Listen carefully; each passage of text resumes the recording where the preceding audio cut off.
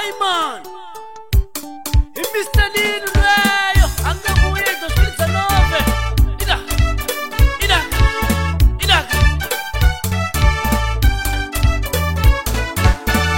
usiwana lichaba mbaboko mwana mama generali ahetegu usiwana lichaba mbaboko mwana mama generali ahetegu nivonine majaya kutalo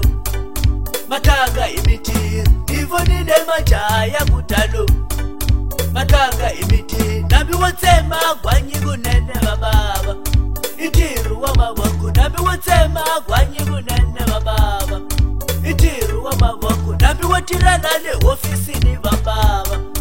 itiru wa maboko nabi wotirana le ofisini bababa itiru wa maboko oyagalaga ilaka ashikwebushibulile swelo songazi ashikwebushibulile swelo songazi ashikwebushibulile swelo songazi ishaku munini muno atanya inyuko wa yena oyagalaga alesuna kutela mbo wetu sakutirwa mababa wahloniphiwa alesuna kutela mbo wetu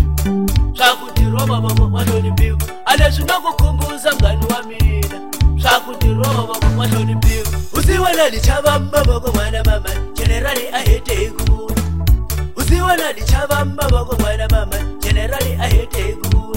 ivonine majaya kutalo matanga imiti ivonine majaya kutalo matanga imiti nabi wotsema gwanyikunene bababa itiru wa maboko nabi wotsema gwanyikunene bababa itiru wa maboko nabi wotirana le ofisini bababa itiru wa maboko nabi wotirana le ofisini bababa itiru wa maboko oyagalaga ilaka ashikwebushibulile swelo songazi ashikwebushibulile swelo songazi ashikwebushibulile swelo songazi ishaku munini muno atanya inyuko wa yena